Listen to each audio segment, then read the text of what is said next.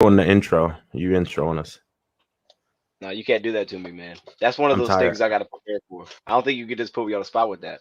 That's like your thing. Well, no, I just decided that I'm tired, and you have the intro. The chat's already Um, popping. They said I'm hyped. Let's go. Let's go. Finally, bro. Yo, I'm ready too. Sorry. What's up, man? Run it. Run it. Okay, my Bring bad. the intro. Okay. I'm ready to go. Or we could just sit back here and talk. I don't care. I'm ready. Wait. Should I play one of the old intros or no? No, just like run into it.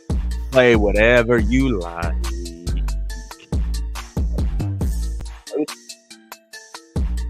You're tripping. That's like 2 years ago. Oh, hey, what it do though? We here. It's been a minute, but we back up in it. Last second dose. You already know we about to do the most today. We appreciate everybody tapping in once again to listen to us. Two men talking Lions football, baby. You already know who it is. Your boy Rad. Out here in Portland, Oregon. Big repping them Detroit Lions. Us versus everybody. And I got the guy, Young Simba, a.k.a. McStats. Dose, what's happening, baby? It's been a minute. Let's get it pumping. What up, though? Man, you look good, man. I didn't point that out when you first jumped in, man. But there was no Wi-Fi logos popping up. You look all smooth today, man. Did you change something? Did you move out the basement? What happened? I plugged in Ethernet cable. You know what I'm saying? Gotcha. That's all. Okay. Yeah. That's it. Looks it. good. It looked good, man. Thanks, man. You know what I'm saying? I want to make sure we didn't have any hiccups today because it's about to be a good show. Yeah, it's a big day, man. I know. How long has it been since regular season? Like 3 weeks now? 3-4 weeks? It's been like 3 been a while. weeks. Yeah, it's been like It's been three a while. for sure. And I don't Yeah, know it's been three. do you know the date, like when? I don't even know the exact date. I think it's in March when like free agency opens. Isn't it like the beginning of March? Yeah, Kinda? yeah. It's in March. It's crazy. We're so close. It's in Yeah. March. It's in March. Man, we got tons of rumors too. Not rumors, but this whole Jalen Ramsey thing. I've been holding it off because I was like, I'm gonna do a video on it, but I've been back and forth on this dude, and that's why I was waiting for you because I was like, I just want to do a show and talk about this. And then I also, Chad, we got some good ones because we're going beyond, and I think a lot of the show may also be beyond Jalen Ramsey because I got a lot of dudes on here that I'm like, should we cut this guy? Like I'm watching them, and it was dudes that some of them we talked about, some we didn't talk about. And now it's like hit me. I'm like, could we see a shock here? Because I feel like you always get a shock. It doesn't seem like there's a shock coming. There has to be. There has to be, man. And there's gonna be more people cut that I didn't think because there's not that many that. Let me say this real quick, Brad. Just real quick. Get your thoughts.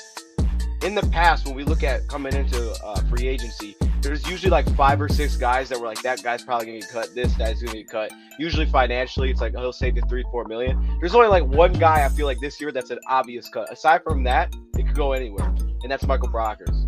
Brockers, yes. Is there someone else that's obvious to you? Maybe Cephas? I don't think they'll cut Cephas because Cephas ain't a lot of money. Right. He wouldn't save you. So I don't think Cephas. I think it's gonna be Brockers, and then I don't know about the Big V situation. Yep. We're gonna talk about that one. I don't know. I need to know financials and things like that. I mean, you missed the whole season, and then Evan Brown played solid, and that was draft season. We could get your replacement for really cheap, Bubs. But yeah, I don't know, man. And I know I want to hear what you want to talk about because I'm in the dark. I know nothing. He said he's gonna throw some stuff at me, and he just wants me to come live and straight from the dome with it. I'm like, man, so should I pull up some numbers or stats? No. I want raw reactions. Right off the beginning. Here we go. And I think you brought this up during the season. So if this happens, I'll give you the credit for it. But Romeo Okwara, the more I'm thinking about this, I think we might have to cut the dude. Now now there goes a lot into that. Real quick, just kind of my background, and then I'm gonna give it to you. Okay. First thing, if we cut him, all of a sudden I think edge rusher might become a need again. I think it might. And my concern is with keeping him, edge rusher could still be in need. Because I don't know what I'm gonna get from the dude. So I went back and I rewatched some of his 2020 when we signed him to the big deal. Some of his 2021. He did not look like that this year. Not at all. when he came back from injury, he didn't look like him at all. There He was didn't look nothing there. explosive. I didn't see one good. Honestly, I didn't see like one good rep from the dude. Maybe like one on Chicago, but there was like nothing there. It's like this looks awful, and I'm concerned. The last 2 games, his snap count started to dial in back like big time. I think there's a personnel grouping that we can roll with without using him. I could see him being cut, even though the dead cap's like 7.5 mil. But if you cut him, you save 7 million. But then my concern with that is if we cut him, then we're looking at Charles Harris, James Houston, who I like, don't love, but I like him. You know, he ain't the best pass rusher on the team, but he's good. And then you Wow. also have, and then you have Wow. Julian, Austin Bryant, who's a free agent. My question is there, aside from James, which he could become the starter. I'm watching him. I don't know if he's there yet, but I like him. He could be. Does Edge all of a sudden now become that big need again? Because now you're just looking at Hutch basically as the dude. You know what he's gonna do. I don't think it. If we cut him, I don't think it becomes a huge need because we still got Josh Pascal on early downs, can play that big defensive end. I think we need to resign Kaminsky, who can also play that big defensive end. Passing situations, it's Hutch in Houston. Mm-hmm. So I don't think it's a big need. I think he is going to get cut because looking at his film, he didn't look explosive. It wasn't the same Romeo we signed to that contract. And I had a feeling that was going to happen. I mean, it's an Achilles injury. Some people bounce back perfect. Some people never regain that explosion because that's one of the crucialest injuries you could have nowadays is an Achilles. So if we cut Romeo, I'm not shocked. I'm not hurt because I think we have his replacements already on the roster. Houston can handle the passing situations. Josh Pascal and the re-signing of Kaminsky can handle the early downs. So where do you fit in at? And then we still have Charles Harris, who should bounce back, who's a solid pass rusher. And then you got his younger brother, Julian, who has one more year with us, who's also a pass down type of guy. So to pay that type of money, I would. That gives me a weird thought. So how much money are we saving if we cut him? I think I heard 7 mil dead cap. You save 7.5 mil, 7 million dead cap. Yeah. Now, one more point. I'm cutting him. One more point to that because here's another benefit, and this is why it hit me. It hit me right because also the Lions threw a void year on his deal when they gave him the 2-year extension. So he also has a void year for next year. The reason his dead cap is 7 million is because that accelerates if you cut him this year. So it's really only 3.5 million, but they have another 3.5 million for next year. So my thing is, I think you could look at that as a positive. Because now we take the 7 million now, which stinks, but next year now have nothing to him. Meanwhile, if I keep him for this year, and if he goes elsewhere and we like he wasn't it, I still got to pay him 3.5 million next year when he's not here. So I can see that being twisted into a positive as well. Look, I said it earlier this season, it's gonna happen. I think we should cut him. If we're about to save 7.5 mil and we split that up 3.5 each year, that's not bad at all. And we have the players on our current roster who can handle his snaps. Because Houston's our best pass rusher on the team, pure pass rusher. I'm not saying he's our best edge or anything like that, but best pure pass rusher is James Houston. Then you got Hutch, who had I think could be defensive rookie of the year. Josh Pascal showed he looked better than Romeo. And then we still got Charles Harris. There's no need. I don't think there's no need to be paying that man that type of money for the type of production we're getting out of him. I know he's coming off that Achilles and things like that, but he did not look the same. And if I can save 7.5 mil, we could put that into somebody else that we need to retain or go out and get. So you're on board with this because 100%. I've been on board with it. This is why I bring this to you because you said exactly what I talked myself into, and like this could happen. To your point about Pascal, because when we kind of shifted it up to the end of the year, we rolled with Houston and Hutchinson on a lot of the early downs, and then like to your point, Josh Pascal and John Kaminsky kind of rotated as a defensive end. And then my biggest need to me, like we're going to talk, we know this is defensive tackle and corner. So I still need that defensive tackle in there because I think that makes Lee McNeil more my nose tackle again. And then I'm really good with those 5. My only concern is, am I getting enough out of whoever that number 2 D end is on most downs? Like, am I getting enough out of the dude? Because I'm with you on the fact that Romeo, like I went back, I was like, dude, this guy's, I can see why they paid him. Because even when he's not like technically getting pressure, he's always moving the quarterback. But there was nothing there last year. And I'm worried, it's like, would an offseason fix that? Do you think we're going to get the same guy next year? Because Brad Holmes knew right coming into this draft. Last point. That Brad Holmes knew coming into this draft that Romeo was injured this last draft, and he drafted Josh Pascal. I don't think he's the direct replacement because they play different. But if him and John can rotate, and then they can continue to put Houston and Hutch, allow him to stand up. We know Charles can do that too. Romeo doesn't look right standing up. He tries to look right. So it almost feels like there's a miss there. And back to what you said at the very beginning of all this, you said that you felt like Pascal and Hutch were the future.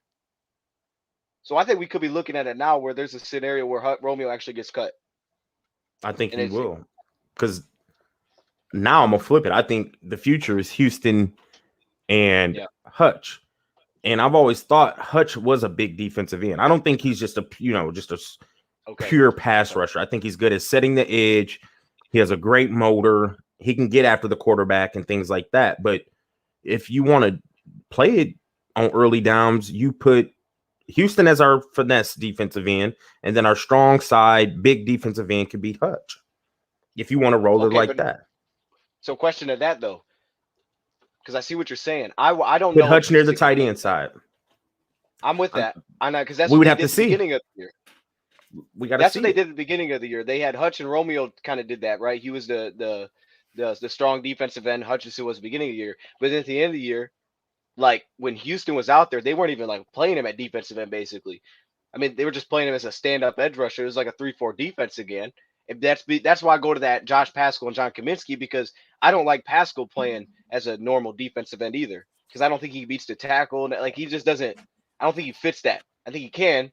And same thing with Kaminsky. Like you can get those guys into trouble. We saw last year, like Carolina, they put those guys in bad spots and they were just destroyed because they weren't like athletic enough to handle it.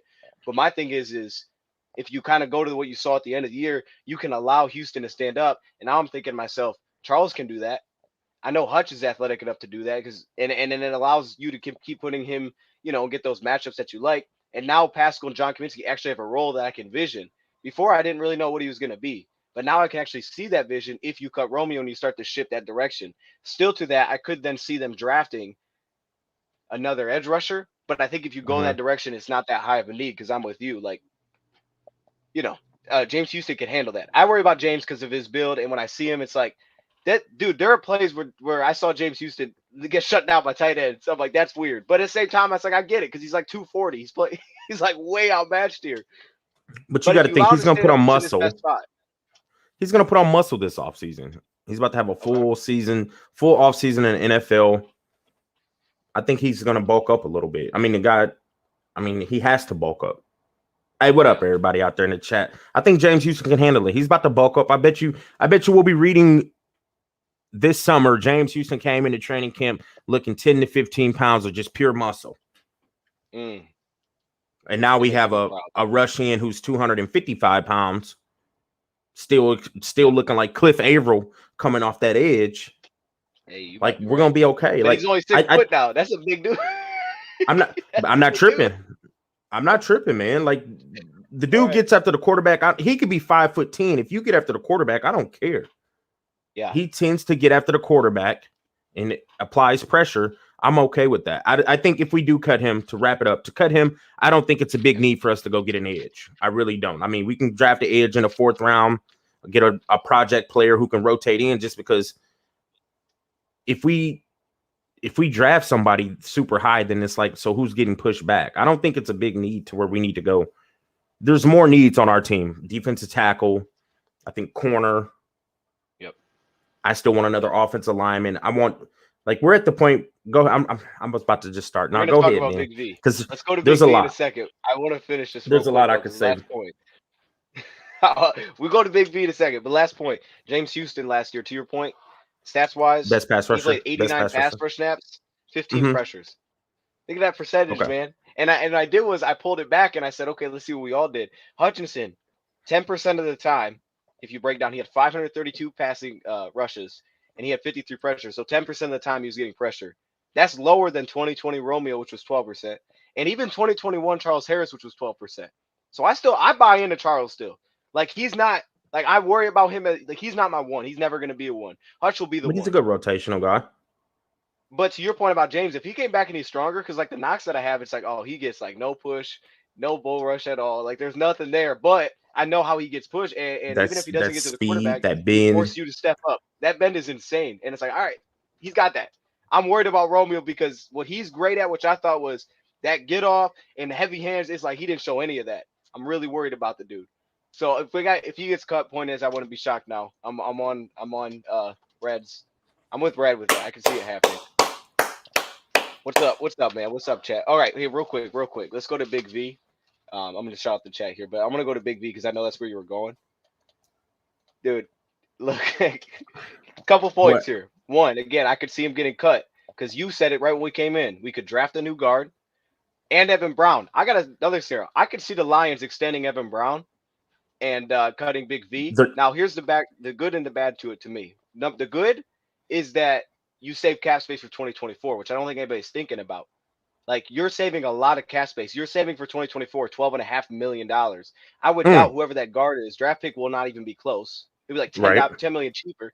And then Evan Brown, I gotta believe he's not gonna hit that price point. If he does, I gotta draft somebody. So that's the risk. But while I'm probably gonna be losing money this year a little bit, maybe depending on how much Brown costs, or if it's a draft pick replacement, I'm still gaining money. I think Big V might get cut, man. He's 30 years old. The biggest thing is he doesn't play. He's a good guard, but it's just not that. He's going to. You cut Big V. You can re-sign Evan Brown to a 2-year, $8 million deal where he's taking up, give him about $4 to $5 million a year because he does show versatility. The guy can play. He's shown he can play starting caliber center for us, and then he's shown he can be a starting caliber right guard. I'm not saying Evan Brown's amazing, but he is serviceable. And then I would also draft like a project guard, somebody who can. We don't need you to start this coming season, but we need you to develop into possibly a starter in 2024. I think the smart move is to cut Big V, keep Evan Brown, put him. I think he deserves a 2-year contract. The guy has showed he can play 2 positions and he can play him solid. I'm not saying he's just an all pro, but he's serviceable. So I'd re-sign him on a nice little cheapo depot deal, and let's keep him moving. Big V has to go. I think that has to be the smart move. He's not part of this regime signings. He's part of that Quinn and Fatty P team. So let the guy move on. What? I mean, they're not. Man, right. There ain't no true ties to the dude. So that's the way I'm moving it. I would re-sign Evan Brown. I think he deserves another contract just because he can play 2 positions. Right. He could probably play left guard too. Ain't no telling. Like, bro, look, he definitely could. You know what I'm saying? So it's like I would re-sign Evan Brown. I think he deserves another contract, a 2-year deal, or put him on another 1 year. But Big V got to go. If there's a guy, I asked you who's the obvious cut. Stenberg is one of those. I asked you if you're kidding. Stenberg is one. You just reminded me that dude's getting cut for sure because this 100%. Dude couldn't even play when he was healthy. I was like, what is happening? I think all those jokers need to get cut from Skipper to Stenberg to what's the other one? Matt Nelson. All them jokers. I don't even know if they're under contract, but if they is, let them walk. Yeah. Them 3 jokers need to go. We got to reset. We got to reset the depth. Like, hey, those for extra real. Picks, we need to reset there, man. That ain't it. The boys need Whatever to we go. had going on. It was the best. Now, here's my only thing, though, with the Evan Brown thought. I think it might make more sense for the Lions, and I know it's a risk because it's a draft pick. If you could bid back Evan Brown, awesome. But I do worry about paying him like $10 million a year or something like that. Because I'm not doing that. You're still saving I'm not doing that. See, that's my thing. He is a downgrade from Big V. Like, he was still a downgrade last year. He still had problems in certain games. You could see it. Like, he was our worst O lineman. It was clear he was our worst O lineman. Yeah. So I'm almost leaning more towards draft pick. And the amount of money you would save by that, and if you could get Evan Brown back on a $5 million a year, that'd be beautiful. That's best case. Best case, because your point, you could start him, and then if not, I'm cool with using a 2nd round pick, is what I'm saying on a guard this year. We got 2 of them. Me too. Me too. 100%. 100%. Me too. Boom. I think I've thrown that out. And you bring back Evan Brown, Jonah Jackson's a free agent next year. So, hey, who knows? We might have it set again. I'm down for that. We're not letting Jonah walk. We'll talk. I mean, that's later on down the line. But Jonah's not going anywhere. Did I miss anything in the chat? I want to check, make sure I didn't miss anything they were talking about. Oh, I want to get your thoughts on this. Real quick on my draft needs. I know they've been the same, but this is kind of my thought when I look at it for defensive. I know we both said defense tackle and cornerback. Quick thought on defensive tackle, because the more I look into it, I think we need. Well, we always talk about what kind we need. We need that Levi type of defensive tackle. We need that 3 tech that gets to put. We need that again. Disruptive. To me, It helps everybody. It makes the lean back to nose tackle. I think you got to re-sign Benito Jones. You pick up his center, and you got to re-sign Bugs. And if I do those, and then I go draft, like that could be your 6th pick in the draft, because especially if there are little questions at edge rusher, and we know they want to build this defensive line. I think with the idea of cutting Romeo, that's the biggest thing, man. You got to go get that Levi back. So that's my conclusion I've come to on what I think they need there. Okay, You're on I that. mean, You were with that, right? I've been wanting a disruptive D tackle, 100%. 100%. I'm Someone worried like about a Sue. Levi too, man. Levi's in the same boat, and I think the worst about Levi is he didn't even look good. Like he didn't look good at all when I watched him. Like there was like, oh, okay, I'm like, how did this dude go as a 2nd round pick? I'm not trying to hate on him. I'm just saying it's like, what is this? That college film was good. He had good college film. Not gonna lie. And I think the issue, man. I think 1, he was in a terrible defense form. So and 2, there was some project to it, and then obviously coming off the injury, like it was like the worst storm he could be a part of coming into the year. Could not have been a worse situation for Levi. I feel so bad for the dude. But now it's like, well, even if you feel like if you knew Levi was come back healthy next year, would you not still draft a guy to play that position in the first round? I still would draft a guy. Yes, because Levi has shown that he's not available. And then when you are on the field, your film is inconsistent. I mean, I know it probably has to do with the back because, backs are they run everything. Your back, you got a back issue. You're going to feel it. So, no, I'm still using a very high pick on a disruptive defensive tackle. 100%.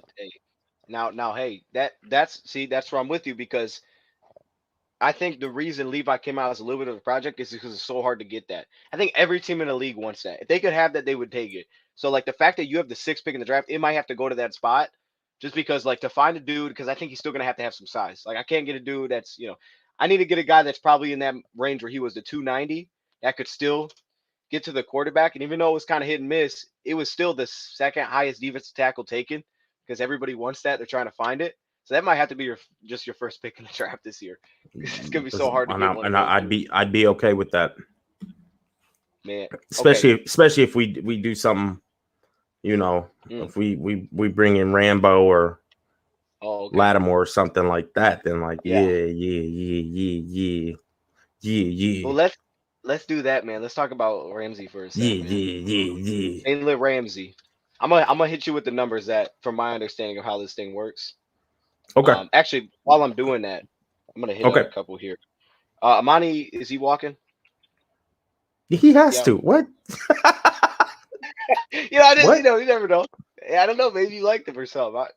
Who? I was never I thought he was a solid corner, but I was never a big fan. Even the year he had those 5-6 interceptions, then was just yes, he's gone. 100%. Good in there, Hey, look, real quick, though, we're gonna talk about corner. What? I think I know what we need at cornerback. Like, I feel like I know what I need. And this is why Jalen's so interesting when we talk about this. So, real quick, from my understanding, the cap numbers. Now, I'm assuming these would change. Whoever trades for him is probably going to lower these cap numbers somehow. They'll probably have the Rams take on some of this. But it's set at $17 million for 2023, $18.5 for 2024, and $19.5 for 2025. So, he's under a deal for 3 years. I think, to that takes me back to the point I made earlier about Romeo. Because, again, you're opening up that $3.5 million if you cut him now for next year. And then also Big V, potentially. You could still open up money for 2024. We already got good cap space for 2024. But you can open yourself a little bit. The biggest concern for me isn't the future, because I think the reason that this becomes possible is because of what Brad Holmes has done. It's because of all the players he's hitting in the draft. A move like this becomes possible because a lot of our future build is nobody we're paying. Like, they're all rookie deals. So now this becomes possible. It's maybe the toughest position to find. So, Brad, I'll just throw it to you, and then we'll kind of bounce on this one. Jalen Ramsey, man, what's your initial thoughts on it? My initial thoughts. He's 27, right? 28. 28. 28. 28. Yeah. I think he still has a lot of good football left in him. Okay. I know that he gets beat, but every corner gets beat here and there. I like the way Jalen Ramsey attacks the game. I think he is a playmaker. He's not scared to tackle. He's long, lengthy. I'm making the move. I really would make the move. Now, I'm making this move because I consider him a veteran corner, and he's all pro. One if you're making it, two if you're not. Go ahead. My bad. Please, one if you're making it. I'm making this move, man, because I think corner is our biggest need. And if you can get a top 5 corner in the NFL, I know this wasn't his best year, but I still consider him a top 5 corner, and he checks all the boxes: man, press, playmaker, tackles. Yeah. He can come in. I think he can help Okudah get to that next level. Jerry Jacobs get to that next level. We need a veteran corner. And if we have a chance to get one of the best corners in the NFL, who's still fairly young, 28, let's say we get 3 years out of him. Okay, now he's 31 when it's time to figure out if we want him back. Yep. That's cool. I'm perfectly fine with that, because now we're sitting there with 2026 when it's time to figure things out.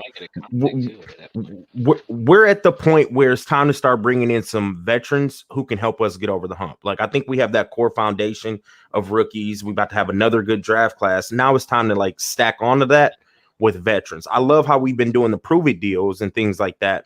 But now it's time to like really go out and get a splash. I think it's time to like bring in some splash players, and he can be that splash player, especially at our biggest need on our team. I think it's a win-win all around. I really do. I love the way he attacks the game. We have Rams ties. Like, I think that would be a huge move, and I think it's time for us to do that type of stuff, because we haven't went out.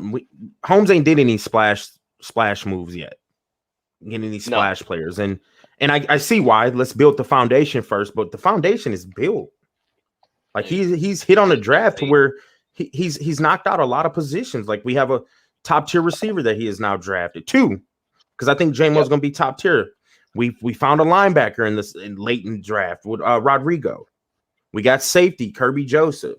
He's found some undrafted corners, which Jerry Jacobs and things like that. He's hit on that D line. He's worked in the trenches on that D line. We have three to four pieces on three pieces on the D line. Now it's time to go out and get that splash player. And I think this is the perfect move. He can fit into the scheme, and he checks all the boxes. He can cover deep. He's gonna contest for the ball. He's a playmaker. He will tackle. Yep. He can help these young guys develop. I mean, he's an all-pro corner. I think it's time to go make the move. 100%. I'm all in on Ramsey. Now, let's say the Rams want our pick, our draft pick for Ramsey. Our 6th pick or the 18th. You're saying 18th. No. You're not getting your pick, LA. No, you're not getting right. You're like, this isn't how it works. You're not getting back your draft pick for Ramsey. No. Would I give up the 18th pick for Jalen Ramsey? 100%. Because I know what I'm getting. Yeah, we can take that 18th pick and draft a corner that's coming out. But that corner ain't never played a snap in the NFL, and we don't know what could happen. Right. We know what we're getting out of Jalen Ramsey. I would give up the 18th pick for Jalen Ramsey, 100%. And then we get that D tackle with that 6th pick, and we just crushed 2 needs. But we also got an all-pro corner. I'm doing it 100%. 18th pick out the door. This is our window? This is our window right now? It is, bro. I'm predicting us to win the Super Bowl in 2024. So I think it's time to start getting veterans. It's time, bro. We've shown, like, we should have been in the playoffs this year with the team we got. Now you start adding some dogs, some splash players. Yes, 100%, bro. 100%. I think we should pull the trigger on Ramsey. 100%. I give up the 18. And I want to ask you a question. I want to do 2 things here. First, question in a second. I'm going to tell you why I agree with the point you made there. Think about these dudes we have under contract. This is 2024 dudes under contract. So next year, we have Decker, Sewell, Ragnow, Big V, which I'm with you. I think will probably cut. That'll probably be replaced. So your O-line, you got both tackles in the center. You got Goff. You got J-Mo and St. Brown. Your defensive backs, Tracy Walker, Kirby Joseph, Iffy. And you also have – so what I'm playing is all the premium positions you basically have under contract through 2024. The only position you don't is cornerback. Because now you got to decide on Jeff Okudah's 5th-year option this year. Jerry Jacobs is a restricted free agent. That's the only position. And even with those, like, I'm with you. We both agree we need a starting outside corner. We need that coming into this offseason. Because I like Jerry. I feel like you could win with him when he's in there. But I can't view him as a starter. I don't think. I can't view him as that from what I've seen. And I think Jeff is a starter, but he's not a number 1 right now.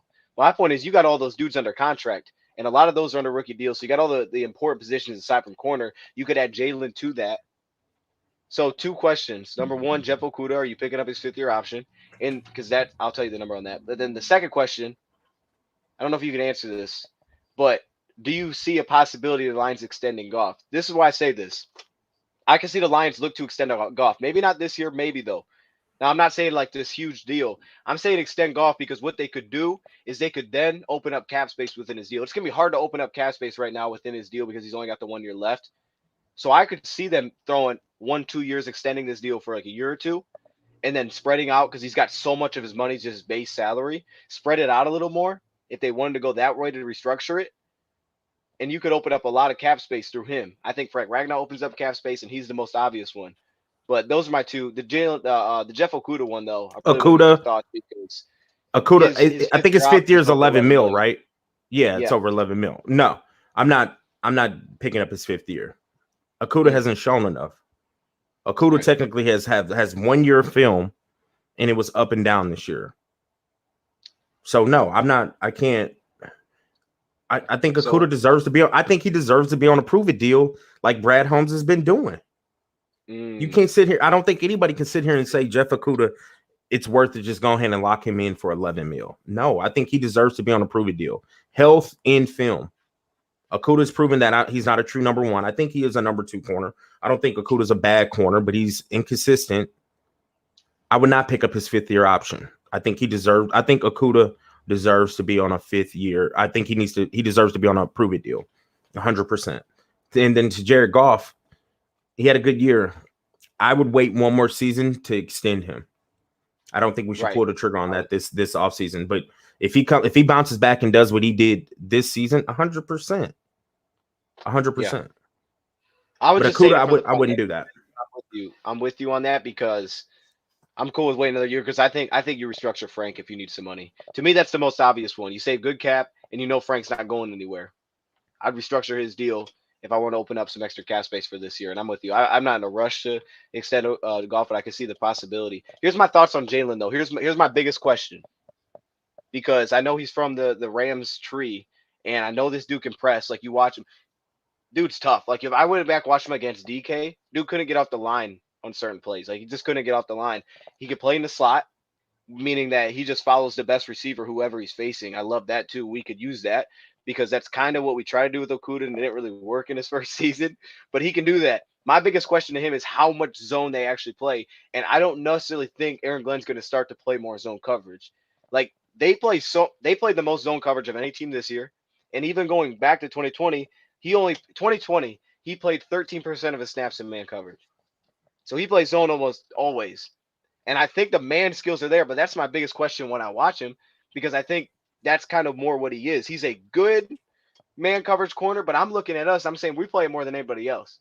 So we need that. We need to do that. Could go play man. And I could see it with Jalen. It's just he hasn't done it very much. He's been so zone heavy. What was his Jacksonville days? Do we know those? Ooh, see, that's a ways back. I don't know those actually. I have to look into those. I don't know those. I don't think Ramsey would have any issue. I get what you're saying. There wasn't a lot of man coverage snaps, but I don't see that being an issue. I really don't. He would fit in the press perfectly because he's awesome at that. So I don't think he'd be an issue. He has the burners to play trail technique. Like, no, I don't think it's an issue, man. We need something like this. Bam, we got you on Double J Justin Jefferson every week, twice a year. The Bears, I don't know who they made. Chase Claypool could end up popping. I like Chase Claypool. Put him on Chase Claypool. And then who? Packers, Christian Watson. Now you about to deal with Jalen Ramsey. He was great against. So it's like I think it's a win-win across the board. Look, now here's the thing. He has some bad games, but my thing is this, Brad. It's cornerback. So like when I look at him, let me say this too. I saw these numbers today. I was going through it. This shocked me. There's only 2 players in the league last season. There's only 2 cornerbacks in the entire league that had more than 1 interception from man coverage. It's like, that can't be real. That's it. Only 2 players in the league. So, like, it just doesn't happen. So when you talk about a guy that makes as many plays on the football as he does, there's a reason that happens because of kind of how the defense that he plays. But it's also, I see the man coverage tools there. Like, for sure. Like, he'd be our best press coverage guy immediately.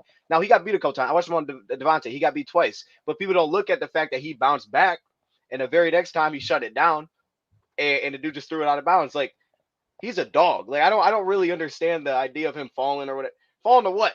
If you look at our corners, I'll be honest here. Look, man, if Jalen Ramsey came here, he'd be the best cornerback that the Lions have ever had, aside from Slay. 100%. But he's better 100%. than Slay. Like, Slay's a dog, but come on now. So, like, 100%. I get I don't know about the culture thing because I do know that the Rams traded for him when Brad was there. So they didn't think it mattered. And obviously, like, look, is he emotional? Yeah. But if you go watch, like, I've been watching all these cornerbacks coming out. That's every cornerback. Go watch Cam Smith for South Carolina. Every time he makes a play, he's talking to the guy. They're all super emotional playing cornerback. Like, that's how most of those dudes kind of react. And they battle with the receiver all game. He's going to check the box as a run defender, as you said. He's a nice blitzer. And I think the thing that I like most about him is that he has the tools, which is tough. To your point about the draft, these dudes that I'm looking at, I'm watching, I'm like, oh, he has tools to play, man. But at the same time, you watch him, it's a struggle. There's a struggle there. They grab a lot. Like Ramsey's got that weird little between where he can get beat but not grabbed. And then he gets in your hip and he's so long. Did you realize this dude has 33.5-inch arms? He's got longer arms than Aiden Hutchinson. Bro. Dude, he's tough, man. He's tough. We need to make the move. I don't care what nobody look. I'm on that train, bro. We need a top flight corner. I know that I've been seeing the chat talk about Marshawn Lattimore. I'll take Marshawn Lattimore too, but I just don't think Marshawn is gonna be available. I just don't see that happening. So yeah, I'm all in on this Ramsey. I'm all in on the Ramsey. If they want to take our 18th pick, you can have it. You can have it. Let me give some visuals for the people, Ray. It's time to get some veterans. It's time to get some veteran dogs on this team full of young dogs. It's just a good blend. It just blends, bro. Like I'm sorry. It's time to go out and get some dogs. I'm seeing Tremaine Edmonds out there, linebacker. Oh, Tremaine Edmonds. Hey, he's a dog. He's a dog. I mean, we ain't gonna spend that linebacker, but he's a dog. Yeah, you don't want the linebacker. I'm not big on it either. Look, Duracell needs to come back real quick, though. He needs to be re-signed, right? We're in agreement with that, chat. Put a 1 if Duracell needs to be re-signed. That's got to happen. It's got to happen. Give him a 1-year deal. I don't care. He's got to come back. That dude can start. I'm with that. Especially if we go out and get a dog D tackle. I'm with that. Mm-hmm. Okay. I am I'm saying this, chat. I'm hyping up Ramsey. I'm not even mad if they don't do it. Like, because I can see both sides of it. I get the financial side. I don't have an issue. They don't do it. I just think like there's a legitimate case for saying this makes sense. And the Lions financially are one of the best positions to make it happen amongst every other team. But I want to give some numbers here. It's people like PFF, so I pulled these up. So man coverage grades for the Lions, and we know we play a ton of man, more than anybody. Jerry Jacobs' man coverage grade was a 30.6 last year. That's in the very bad category. You know who actually had the best one, by the way? That's an F minus. You guess Mike Hughes. No. Mike Hughes. Amani. That man Will Harris. Oh God, get out of here, dude. That's no way. You know what I'm saying? This is the only reason why you pulled these stats to talk about Will Harris. I like how you set that up. Will Harris, cool, bro. Yes, he deserves another contract, a super cheap contract, but Will Harris should not be starting. Will Harris is if somebody gets hurt, hey, we slot you in somewhere. That's what Will Harris is. He's not a starter. He's not. And I'm cool with that. No, he's not. You know what? Hey, Will Harris is a dog. He's not a dog. He's a cool backup that can play multiple positions, and I think he does deserve to be re-signed. I do believe that, but he's not. I wouldn't say he's a dog. You know what? No, here's the thing. Look, okay, here's the thing, man. He's a very, very good zone coverage corner. And here's the thing, though. I'm with you in this sense. Remember we went back. We talked about what's the dude's name? Chauncey. We talked about Chauncey, and I think you made a good point there. Like to me, Will doesn't have that playmaking to him. At least that we have not seen it. And I don't know if he's going to give that to me. I just know he's going to be where he's supposed to be. But I'm with you. So Jeff actually had the second best man coverage grade. None of these are good. Jalen would have had the best. Jalen's grades aren't great, but he doesn't play any man coverage. Like they don't play it very much at all. So his grades are very strange. Like 1 year he only had 4 targets. How do I even grade that? So, but Jeff Okudah, I'm actually kind of intrigued here. And then when I watched him, I got excited. I'm with you and not pick up the 5th year. I think that makes sense. But I think this dude can hang as a starting corner. He was actually 8th in the NFL in pass breakups last year in man. I know we play a lot, so obviously that's playing. Okudah's a solid. He's a solid number 2. We just need a true number 1. We need a true number 1. We don't have that. And we do. I know y'all do need draft names in there. Me and Red are going to do these videos. You know they're coming. I haven't gotten through that many, like, because all the players I've had to go through are like late round picks, so I don't really know the top dudes like that. But I've watched a couple. I went through Smith, from South Carolina. I went back 20. I watched all the stuff, and then I went to watched a little bit of the Witherspoon out of Illinois. By the way, his numbers are crazy, right? This dude allowed a 33.9 pass rating last year. Witherspoon. That's insane. I'm like, what the 30% completion percentage? But I will say Harris deserves a kicker contract. Go ahead. I'm sorry. Hey, that one kicker got paid now. That one kicker got paid a little bit. He could have that deal. He said he deserves a kicker contract. Oh my god. Here's my thing with Witherspoon, chat though. Witherspoon is nice. I get it. He's ultra aggressive, but he also does get burned a lot. Like, so I can understand to Rad's point there, where you're talking about when guys are coming out and you're like, you haven't seen a play. Like, this dude's gonna get burnt. It's gonna happen. It's not as smooth at all as what Jalen is. Like, Jalen's known he's gonna be way better immediately. The upside might be there though. And then I bring up Smith because I think he reminds me most of Jerry Jacobs and Jalen. He's super long. He plays like Jerry Jacobs. He's just crazy aggressive. He grabs. He reminded me of Jalen, but he grabs way more than Jalen. He's, he holds a lot. So, like, all these top dudes, there's definite questions with them. So I'm on board with the go get Jalen. I don't think it's crazy. But if they don't, I also wouldn't be mad either, because I can see I can see from both sides. But I haven't been through all corners yet, so I'll have to keep working on that. Right, I want to give you a couple more, man, because you're hating on Will Harris. We know Will Harris is going to get re-signed. Not mad at it. He shouldn't be. It's a great addition for us. Mike Hughes. What do you stand on that? I think he deserves to be. I think he deserves to be re-signed. Yeah. I think it's another prove it deal. I think he's a good. If Okudah starts tripping, Mike Hughes, you come in. Or I think they deserve to be in a competition on who deserves to start on the opposite side of Jalen Ramsey. I think Jerry Jacobs needs to go slide inside the nickel. So I'm cool with Mike Hughes getting re-signed. I'm not against that. Okay. I think he plays solid for us. And then here's another one. I want to get your thoughts on this, chat, because I say this and people are gonna hate it. Jamal Williams. I bring this up because I think Jamal Williams and DJ Chark, they could play together. They could come together here. DJ Chark's probably the biggest question. I want to get your thoughts on that. Like, are you saying we got to find a way to get this guy back? Or are you kind of like, if we don't get him back, we don't get him back? It's like, we'll figure it out. Chark? Yeah. He's going to get paid now. I'm expecting he's going to get paid some money now. Probably not a ton, but you got to remember he got a 10-year deal, and the dude didn't really play the year before. I'll throw up his stats because I actually have them all together, so I can throw these up while you're thinking on it. He had, 500 yards? He had 500 yards, 30 receptions, 3 touchdowns in 11 games. So basically like 45 a game, 3 receptions a game. I'm torn between Chark because I think I like Chark. Earlier in the year, he wasn't getting, they just wasn't game planning for the dude. So I think that did hurt his stats. And then obviously he missed some games due to injury. I think Chark is a good wide receiver. If we can bring Chark back on the same type of deal, then I'm cool with that. But if Chark is talking about getting more money, no, I don't think Chark can even come to the table and say I deserve more money, to be honest. Like, you didn't put up the stats and you weren't available for 6 games. So I don't think he can demand more money. I think he's a good receiver. I would love to retain him at the same contract, or if not cheaper.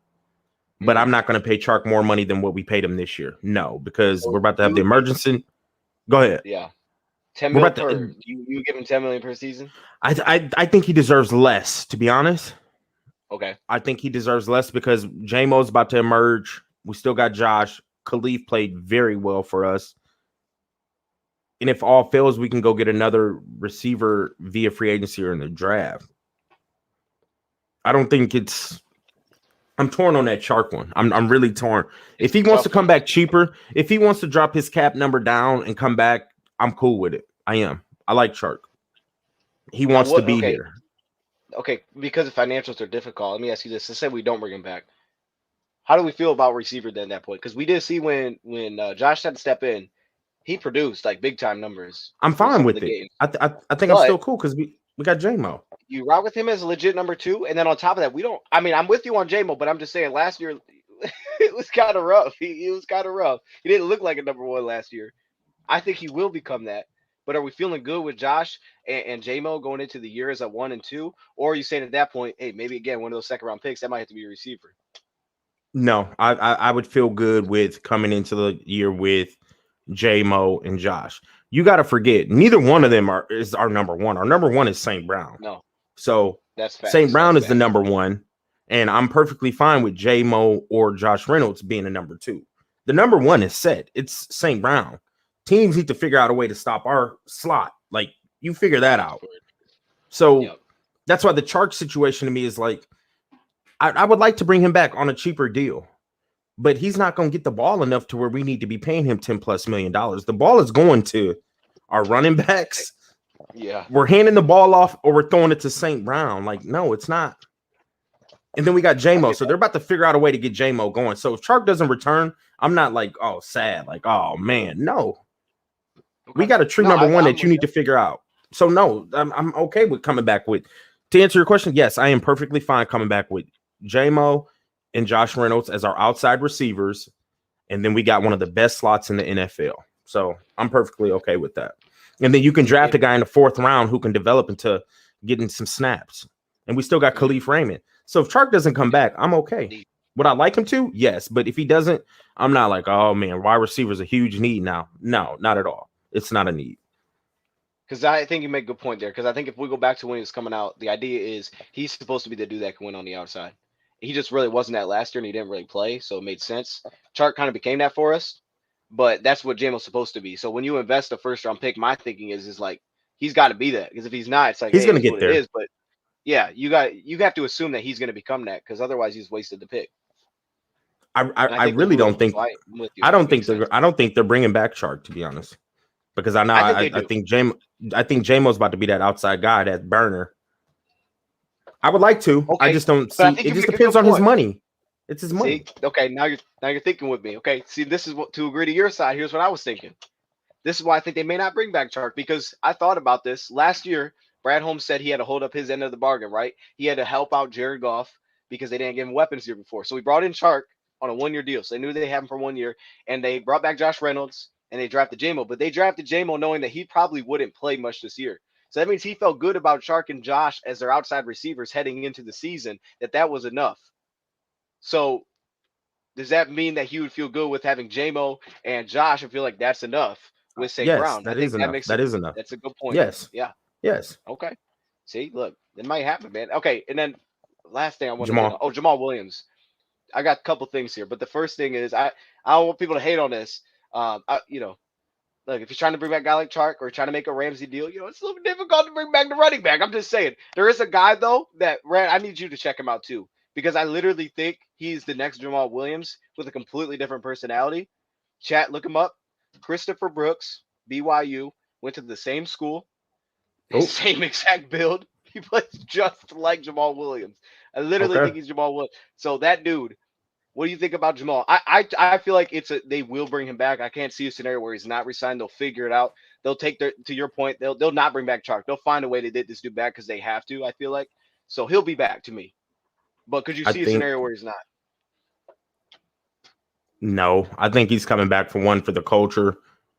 Like he's like the leader, the captain of the team. The guy led the league in touchdowns. I think he's a good addition, a key piece to this team. But I still think we need to draft a running back. But I think Jamal is coming back. I think he will be back. And I'm not mad if he's back. But I hope Jamal don't go in there and ask him for a ton of money. I don't think I need we need a hometown discount player. Okay. We need a hometown discount. Yeah. But yeah, I think Williams is coming back, bro. I think Jamal will be back. But we need a hometown discount, dog. Don't go out there trying to get that $10 million a year because I don't believe in paying running backs that much money. You see what Zeke done, and I love Zeke, but Zeke got all that money. Woo. He ain't living up to it. Is that what you're trying to say? No, he's not. Come on, bro. What? No. Did you see him against the Niners? Dude was eating. No, I'm not. No. Hey, I like what wait, Ryan threw out right there. 2 years, 10 million with incentives. That's a perfect deal, Jamal. Okay. See, is Netflix coming back? I think so. I don't know if he'll stay on the Yeah. team, but I think he's the exclusive rights free agent, so for sure. Um, Brad, real quick, man, who do you think wins the championships on both sides? Chat, put it in the comments, man. Who you guys got this on Sunday? Was it Philly, I think Niners, and Chiefs, I think Bengals? it is Philly and Cincy. Okay, like Philly that. and Cincy. Who you got? I got Philly and the Chiefs, man. You pulling for Philly and the anybody? Is this team Chiefs. you're hoping for? Are you hoping for the No, Niners to win? one of my good friends is a Cincinnati Bengal fan, and then one of my good friends is a Niner. But I really think it's Philly and Cincy. I like this, that I think these are the 4 best teams in the NFL, and I like how the 4 best made it to the championship game. Because I That's think kind of Philly and cool. San Fran are the best on the NFC, and then I think the Chiefs and Cincy are the best in the AFC. I mean, it's close. It's probably like 4 of the 5 Who best. Something like who the Lions? Well, I mean, hey, did it look crazy? See, y'all saw the playoffs. When I said that, it didn't look crazy, did it? We would have got in, we would have won the NFC. I'm telling you, man. I'm watching these playoffs. Like, gosh dang it. Hey, you see, We was hot. We was hot. We was Giants hot. got We was rolled, hot. man. I was like, bro, I knew they were We were gonna get hot. rolled. We were hot. But no, I Oh think my this is how it should be. I think these are the 4 best teams in NFL, and yeah, it's going to be no, you're right. Cincy and Philly. Chat, put some stuff in the comments. We're about to dip out. There are going to be some great games though. Oof. Because the 49ers could win it too. Like whoever wins out of these like games, it's like, oh, they didn't deserve to get there. Oh, they shocked the world. Oh, it's a Cinderella story. Like, nah, but like if the Chiefs go, like, okay, the Chiefs win. If the Niners go, oh, the Niners win. It's like these are the 4 best teams, and I think it's going to be a dogfight. No, that makes sense. Yeah, no, that makes sense. I did think about something though, watching these playoffs, because everybody was talking about the rookie deal and stuff, but I was thinking, like, I think if you look at it from the perspective of how close we are, and we obviously, when we have the worst defense in football, and we know like 2 of the biggest holes we can fill, if Brad Holmes can put this thing together to be that consistent while also still paying Jared Goff, and I feel like we're clearly like, because like I feel like for a lot of teams, this is the closest you get. You get to that point where you play a quarterback, and when they blame it on that's the issue, this is really kind of where it ends, right? You win 9 games, maybe you're a playoff team, maybe or not, you get bounced, and that's it. You're the Titans, you're that. You don't really go anywhere with it. But if we became that team that could win a playoff game while still paying the quarterback, because I think, with a 32nd ranked defense, I don't know if there's another team that's ever done that. Like, no. Within this new era of the rookie deals, that's ever like had a consistent winner while paying their quarterback other than Tom Brady. And I think we're on the path to doing that, which is pretty crazy. Because I think Goff's not going to take a big deal when he comes back. I think he'll. I think he'll give a 60 mil per. No, he won't. I think he's gonna give us a hometown discount because everybody wants to finish this. We got something brewing over here, and they want to see it through. So, yeah. Go get Ramsey. I'm gonna end it on that. We need to go get Ramsey. I'm ending it on that. I want Ramsey. I like it, man. I'm with it. I'm with either one. I'm with not getting him or getting him. I'm good with either. I want him. Got Ramsey or A. You know how fired up if we had Bro, if you don't make this deal for Ramsey, then like I already feel like free agents already want to come to Detroit because they see something special brewing. But then like if you go get Ramsey, it's like, bro, these boys is really trying to win over here. Like, shoot, Rambo didn't win over there. Yeah, I'll sign with Detroit. Like, bro, it's just it'll be a ripple effect. Like, we get Ramsey, then people are like, okay, you know what? They really is trying to win, bro. Like, yeah, I'll sign a 2-year deal with Detroit. Bro, go get Ramsey. Go get him. It'd be tough, man. Go get him. Chad, we're gonna wrap this up. You said you want Ramsey's contract. Hey, we just hit it. I don't think it's bad. It's not that bad. It's a top cut Big V, cut Romeo. Yeah. Yeah, man. The Romeo thing's interesting. We did. We got your boy. Your boy. I'm so happy we got rid of TJ. Man. And now we sit here with 5 picks in the top really, 100. Brad loved TJ so much he bought a bobblehead. And he has it actually with him. You can't see it, but you know it's there. Actually, as you can see by TJ. I was banging the table to trade TJ Hawkinson. We don't need a tight end that bad. You flipped on your boy like that quick. I never would draft a tight end in the top 10. No. No, Where's I would never draft a tight end in the top 10 picks. No. yeah, Kyle and Pitt. we aren't going to No. address it. I don't see it, bro. I don't think we're going to There's draft. no need to go address the tight end. Like, no, bro. Like, This let it offense ride. don't need it.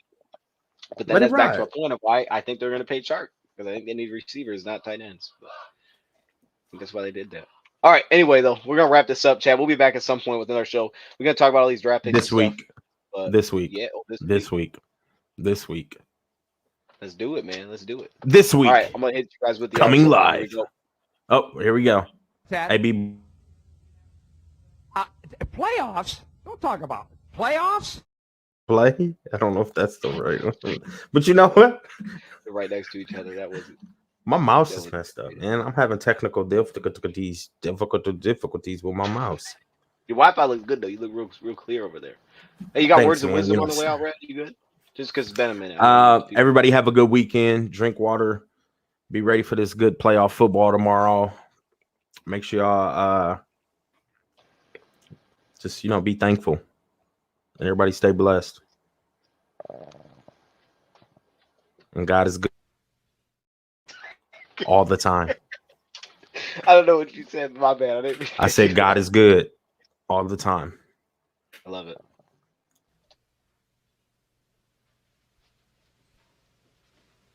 You're still here? It's over. Go home.